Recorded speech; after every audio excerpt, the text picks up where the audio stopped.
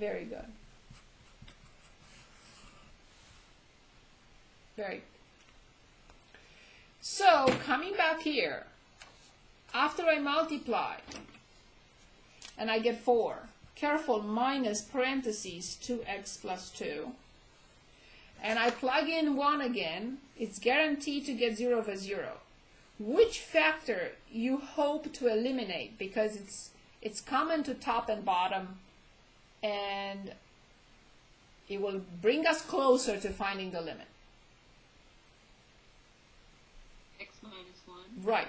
X minus 1 is the factor that I'm after to remove from top and bottom. If I remove x minus 1 from top and bottom, I will get the answer. Okay. So I'm going to continue here. I'm going to make a rectangle so you know where it continues. So then limit as x approaches 1, 4 minus 2x minus 2 over 2 x minus 1, the square root of 2x plus 2, and 2 plus the square root of 2x plus 2.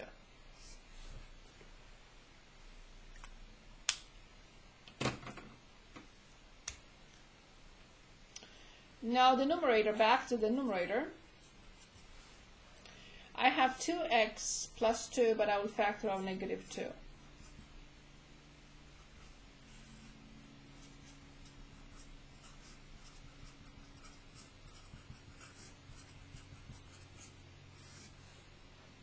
So one more time, just to make sure that since I'm not writing it, so it's negative 2x, 4 minus 2 is positive 2, and when I factor out negative 2, I'm left with x minus 1. Negative 2 times x, negative 2 times negative 1. And that's exactly what you told me. The problem factor goes away. And that's how it does go away.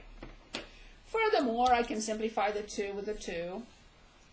And now I can drop the limit operator because I can. And the limit is, the numerator goes to 1.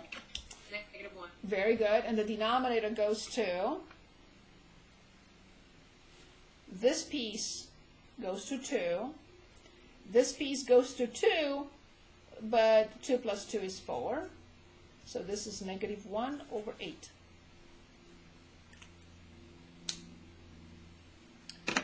So what does this represent? I know it was like 3 pages ago. Look at that. So this represents, I'm not graphing the function, but when x is 1 and 1/2 at this point P, 1 comma 1/2, because I plugged in 1 in the function, I got 1/2. At this point, the slope of the tangent, I'm not graphing the function, the slope of the tangent line is this. The slope of the tangent line at P equals negative 1 over 8.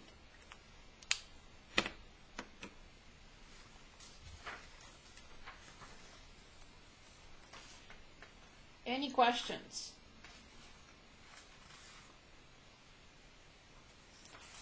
And I want one more problem before we continue with the next last section of this chapter. I just wanted one more problem on rate of change. I do have a question. Yes, please. So how would you want us to write the final answer? That's it. That's your final answer. By a certain theorem. Nothing. That's your final answer. You're done. It's f prime of 1. That's it. I just wanted to explain what that meant. It's the slope of the tangent line at P, which is negative 1 over 8. That's all you needed to write.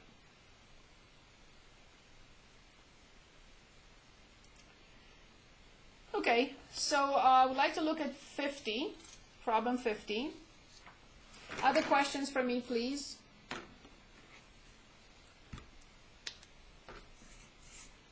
So let's look at 50. it says h of t, there is no graph, we're just analyzing here. H of t is the daily cost in dollars to heat an office building when the outside temperature is T in Fahrenheit. What is the meaning of H prime of 58? And units. Meaning and units.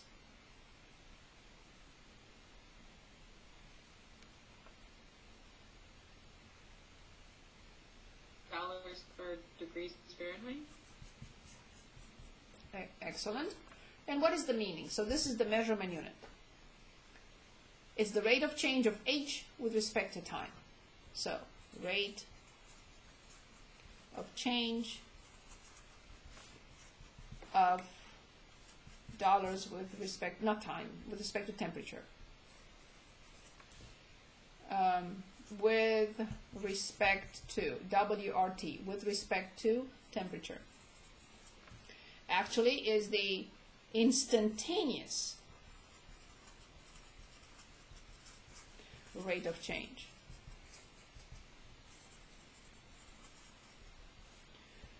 Of cost per degree Fahrenheit. Cost per degree Fahrenheit. Instantaneous a rate of change of cost per degree Fahrenheit at T equals 58 degrees Fahrenheit.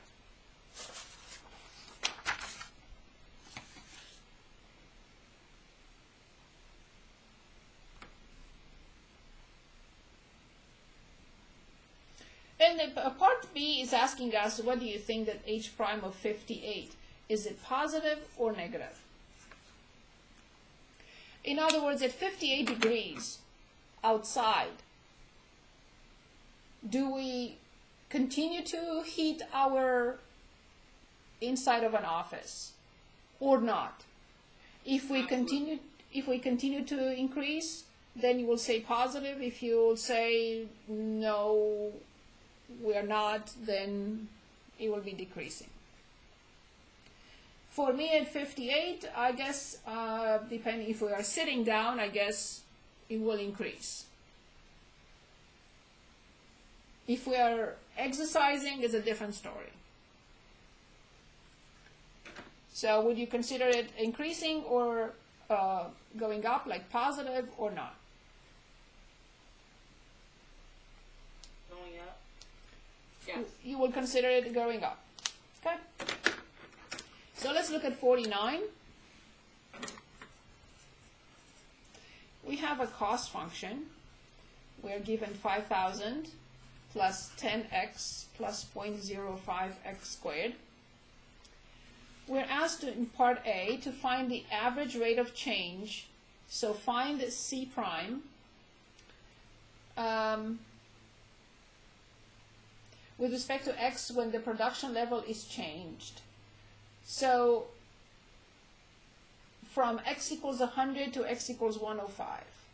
So I'm going to erase that because it's not the instantaneous. So they want us to find the exact cost. So find the average rate of change of C with respect to x when the production level is changed. So between 100 and 105, the average rate, and then from 100 to 101. That's instantaneous, 1 unit. This is the average rate, but both of them can be considered the average rate. So for this, the average rate will be C of 105 minus C of 100 over 105 minus 100. And here the average rate, same thing, C of 101 minus C of 100 divided by 101 minus 100. I'm going to reach for my calculator if I find it. Yes, I got it. It's right here. Put the function in and find all these 3 values in a blink. So go to y equals, and I have 0.05 x squared. No, I didn't mean that.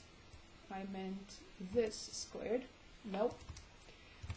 0.05 x squared plus 10x and plus 5,000. And then I go to second table, and I would plug in a 100, and then 101, and then 105. And I got all these numbers. So then I'll continue, and I will write. So the average rate, the first one, between 100 and 105 is, for 105, I got 6601.25 minus. For 100, I got 6,500. And 105 minus 100 is 5. And for the other one, I'll come back to finish up. Between 100 and 101, I got at 101, I have 6520.05, and of course at 100 is still 6,500, and then the denominator is 1. So I go back and fill it in. So 66 minus 65 is 101.25, and I divide that by 5, and I got 20.25. Measurement unit, cost per unit, and this one is $20.05 dollars per unit. So the interpretation is as follows. When we manufacture 100 and then all of a sudden we jump to 105 units, per unit the rate of change of cost per unit increases. And by how much? By $20.25 per unit. If we only move from 100 to the next, the average rate per unit increases from 20 by, it's a positive, it increases by 20.05 per unit. Now, part B is extremely important. You'll see it will come back later on in our course. Find the instantaneous rate of change of C with respect to X when X is 100. This is also called the marginal cost. So, in part B, the marginal cost is denoted by C prime of X, and that is the function. But they're asking us to find the rate of change of C with respect to X when X is 100. So they want us to find C prime of 100.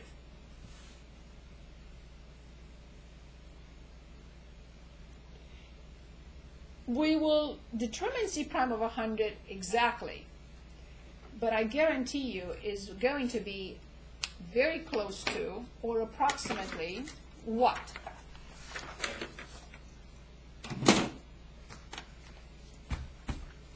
Very close to or approximately equal to what do you think?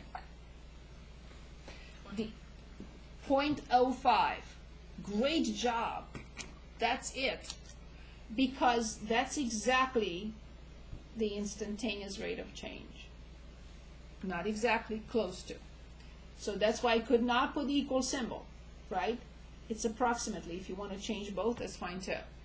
So it will be $20.05 per unit. But this is not how we determine it. We determine it with a lot of effort. Limit as X approaches 100 from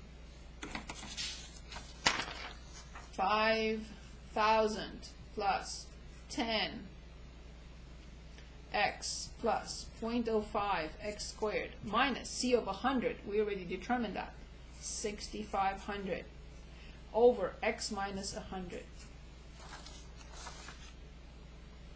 So this was f of x minus f of 100 over x minus 100.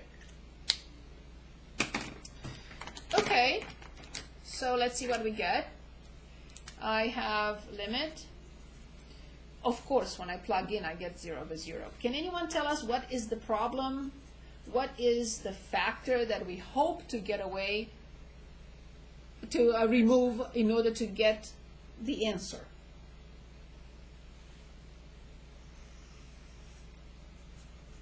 X minus 100. Excellent.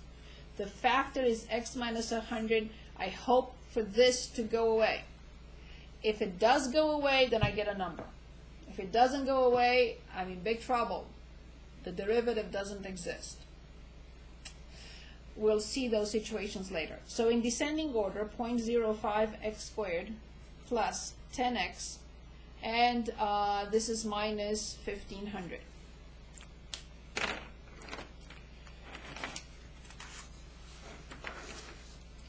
And now I'm going to do something, and you're not going to like it. But very soon you're going to do it yourselves. To make sure that we didn't make any errors, let's plug in and make sure that the numerator is 0. 0.05 in case you have any doubts, 100 squared plus 10 multiplied by 100 and minus 1,500. If this is not 0, again I have an error somewhere and I don't trust myself, I have to go back to the drawing board. We get 0. So what I'm going to do now, and you're not going to like it, I'm kidding. I'm going to do this. Because I know it's a polynomial. I know that when I plug in 100, I get 0. It's guaranteed to have a factor of x minus 100. No discussion there. But now I have to figure out what this is. I cannot just fabricate it. It has to be legitimate. I have several ways. I can use the long division. That's one way. Long division with x minus 100 here and 0.05 x squared plus 10x minus 1,500 here. That's one option. Second option is synthetic division.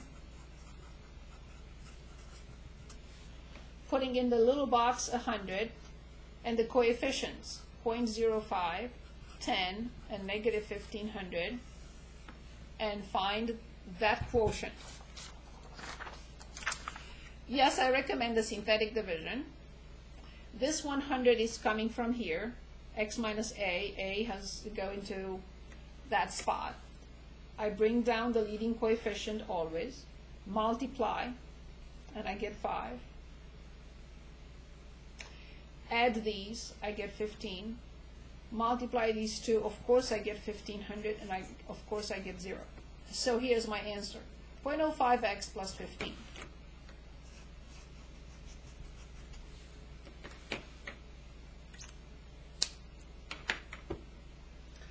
And now, of course, I'm happy, and that has to happen. It's mandatory. Once I know that I plug in 100 and I get 0 in both the top and bottom, this has to go away. And it does. The remainder is 0. And now, all I have to do is just plug it in. And I plug it in, and I get 5 plus 15 is 20, and that's exactly what I was expecting.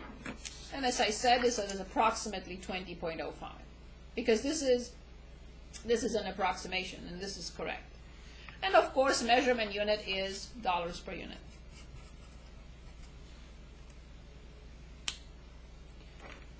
So this is a very important. For that, would it be approximately $20 per unit? Say it again. Would you, like, for your answer for that, would you put approximately $20 per unit? This is equal. There is no approximation there. Okay. This was not the instantaneous velocity, the instantaneous rate of change. This is the instantaneous rate of change. This is the secant line between 100 and 101. This is the slope of the tangent line. This is the instantaneous rate of change, and this is between 2 points. Very good question, thank you. So there is no approximation here in the limit. Okay, the last thing, which is section 2.8, and I shouldn't minimize and say just, is the last one of chapter 2, and this deals with the derivative function.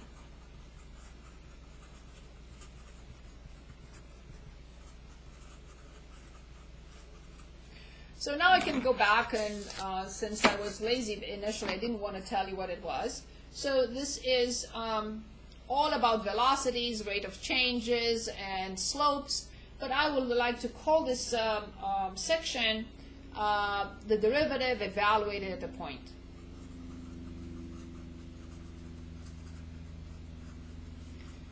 Of f of x, or any function evaluated